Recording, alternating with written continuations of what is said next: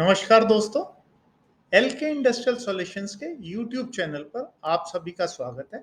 यदि आपने अभी तक इस चैनल को सब्सक्राइब नहीं किया है तो जल्दी से इस चैनल को सब्सक्राइब कर दीजिए और बेल आइकॉन दबाना ना भूलिएगा ताकि आने वाले वीडियोस की नोटिफिकेशंस आपको मिल सके। मेरा नाम राजीव वासुदेवा है और आज मैं इस वीडियो में आपको डायफ्राम सील यूनिट के बारे में जानकारी दूंगा। हम इसमें डायफ्राम सील के बारे में थोड़ी सी जानकारी देंगे। डायफ्राम सील यूनिट होता क्या है, कैसे काम करता है, difference between diaphragm seal unit और डायफ्राम सेंसिंग प्रेशर गेजेस क्या रहता है, हमें कब डायफ्राम सील यूनिट का इस्तेमाल करना चाहिए, डायफ्राम सील यूनिट्स के जो पार्ट्स रहते हैं और उनका एमओसी उसके बारे में डिस्कस करेंगे। डायफ्राम सील यूनिट के सीलिंग फ्लूइड और उसकी टेम्परेचर सुटेबिलिटी के बारे में एक टेबल दिखाएंगे। डायफ्राम सील यूनिट्स को हम किस तरह से डिवाइड कर सकते हैं, उनका फर्दर डिवीजन फिर कैसे कर सकते हैं, different type of chemical seal units कौन कौन सी होती हैं, ये सब हम इस वीडियो में डिस्कस करेंगे। आइए आप इसके इंट्रोडक्शन के बारे में बात करते हैं। डायफ्राम सील यूनिट्स का यूज जो है वो हम स्पेशल एप्लीकेशंस जैसे कोरोसिव एप्लीकेशन, हैजार्डियस फ्लूइड अगर है तो, विस्कस फ्लूइड है तो, या फ्लूइड जिसमें सॉलिड पार्टिकल्स बनते हैं, सेडिमेंट्स होते हैं, या जिसमें टेंडेंसी होती है कि वो या तो क्रिस्टलाइज हो जाता है या सॉलिडिफाई हो जाता है या फ्रीज हो जाता है, उन फ्लूइड्स के साथ में किया जाता है। क्योंकि अगर ये फ्लूइड बोर्डन के अंदर एंटर करे तो ये बोर्डन को चोक कर सकते हैं। बोर्डन को चोकिंग से बचाने के लिए ये केमिकल सील यूनिट्स हम गेज के नीचे प्रोवाइड करते हैं। डायफ्राम सील यूनिट होती क्या है इसके बारे में अभी बात करते हैं। कुछ फ्लूइड्स ऐसे रहते हैं जो बोर्डन के अंदर जाकर उसको चोक कर सकते हैं, तो diaphragm seal unit Borden sensing pressure gauge के लिए एक प्रोटेक्शन के रूप में काम करती है ताकि जो प्रोसेस मीडियम है वो बोर्डन के अंदर एंटर ना कर सके।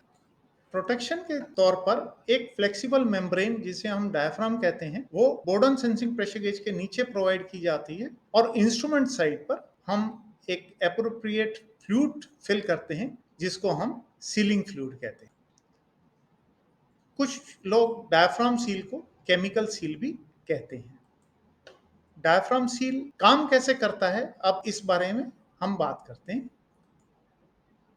प्रोसेस फ्लूइड जब डायफ्राम के ऊपर प्रेशर डालता है तो जो फ्लूइड हमने इंस्ट्रूमेंट साइड पर फिल किया होता है जिसे हम सीलिंग फ्लूइड कहते हैं वो प्रेशर एलिमेंट को ट्रांसमिट होता है।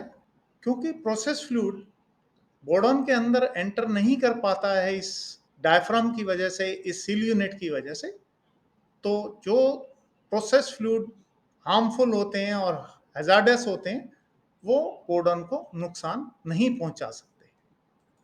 अभी डायफ्राम सील यूनिट और डायफ्राम सेंसिंग प्रेशर गेज के बीच में क्या डिफरेंस रहता है उसके बारे में बात करते हैं। जो भी प्रेशर हम डायफ्राम के ऊपर एक्सर्ट करते हैं वो मैकेनिकल लिंकेजेस के थ्रू मूवमेंट को ट्रांसफर किया जाता है। डायफ्राम सेंसिंग प्रेशर गेज में सेंसिंग एलिमेंट डायफ्राम रहता है।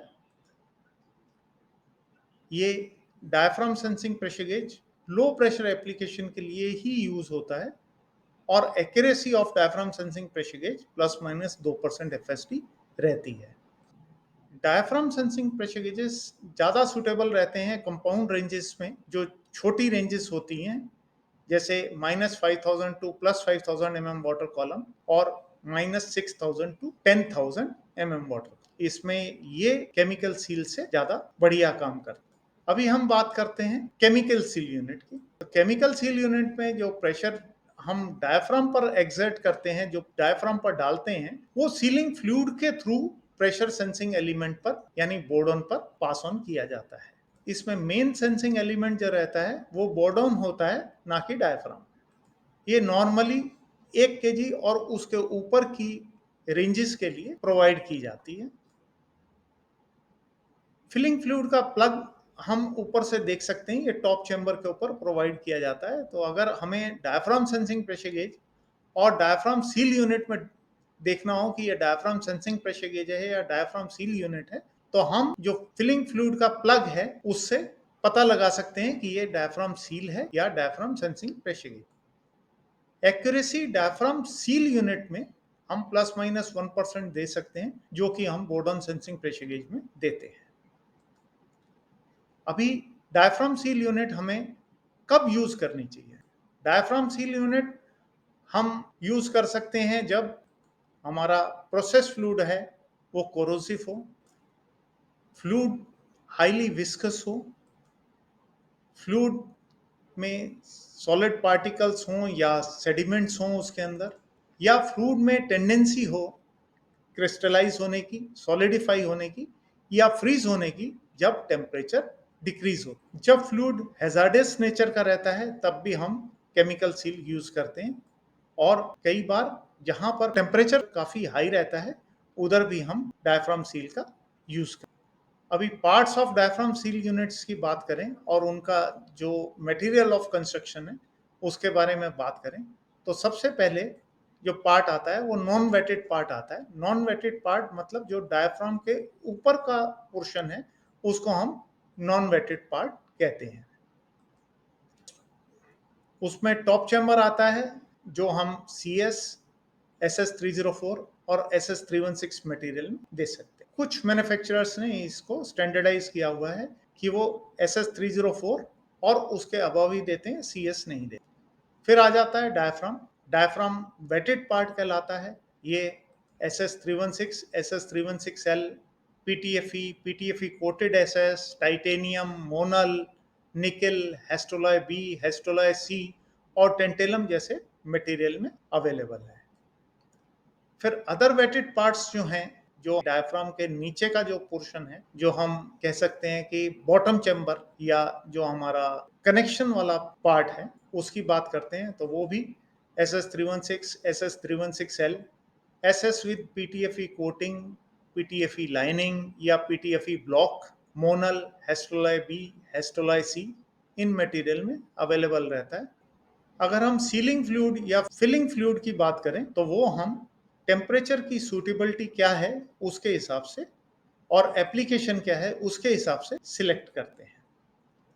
मैं आपको कुछ फिलिंग फ्लूइड्स के बारे में बताता हूं और उनकी टेम्परेचर सूटेबिलिटी के बारे में बताता हूं।